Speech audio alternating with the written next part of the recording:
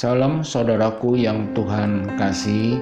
Mari kita mengawali hari ini dengan merenungkan satu kebenaran firman Tuhan, Wahyu 3 ayat 14 sampai ayat 22. Wahyu 3 ayat 14 sampai ayat 22. Saudaraku yang Tuhan kasih, ayat ini menunjukkan bahwa kota Laodikia merupakan sebuah kota yang sangat kaya pada zaman para rasul. Kota ini terletak antara Hierapolis dan kota Kolose. Di kota Hierapolis terdapat mata air panas yang berkhasiat untuk dapat menyembuhkan. Aliran mata air ini mengalir ke Kolose, melewati kota Laodikia. Namun, ketika melewati kota Laodikia, airnya sudah suam-suam kuku. Artinya, air itu tidak panas dan tidak dingin. Orang yang meminum air ini akan sakit perut. Di kota ini terletak akan perbankan, sehingga jemaat di kota Laodikia menjadi sombong, dan Tuhan melihat kerohanian dari jemaat ini. Jemaat ini tidak terancam oleh ajaran sesat yang pernah terjadi pada jemaat yang lain.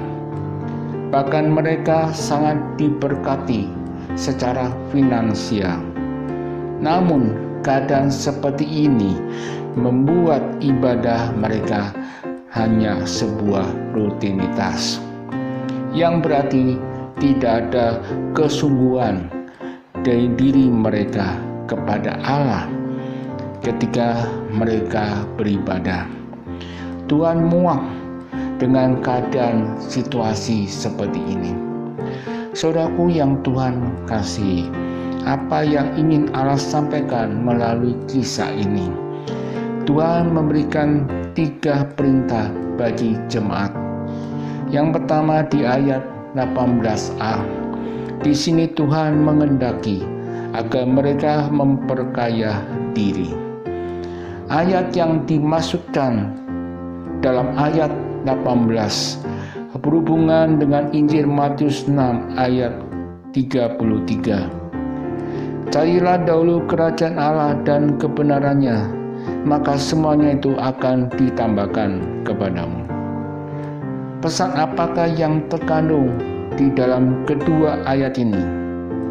Ayat ini memiliki maksud yang sama dengan perintah pertama dari Tuhan kepada jemaat di Laodikia.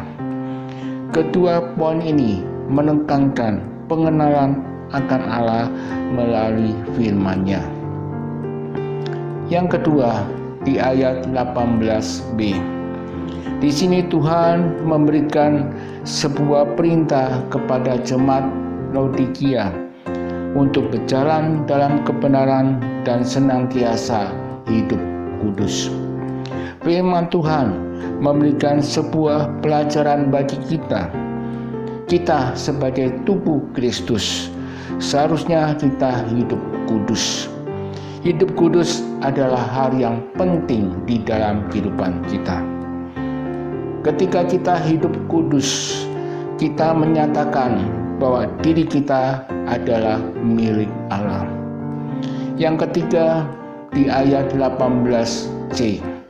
Di sini Tuhan memberikan sebuah perintah kepada jemaat Laodikia untuk memiliki kepekaan terhadap kehendak Tuhan. Firman Tuhan memberitahukan kepada kita bahwa jemaat Laodikia merasa puas dengan keadaan waktu itu dan merasa dirinya tidak kekurangan apapun. Apa yang mereka rasakan pada waktu itu? Mereka merasa tidak perlu lagi berdoa. Mereka tidak dapat melihat kehendak Allah dengan jelas.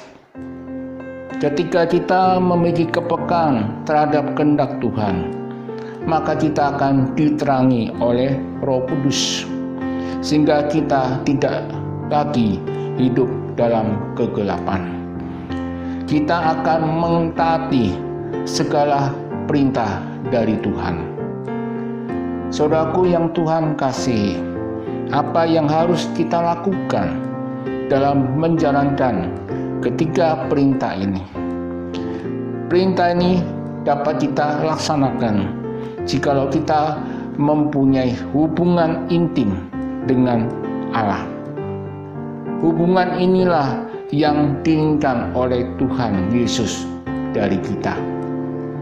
Saudaraku yang Tuhan kasih, bagaimanakah dengan hidup kita sekarang ini? Firman Tuhan akan menolong kita agar kita jangan terlena dengan kenyamanan yang kita rasakan, melainkan kita harus mencari kerajaan Allah.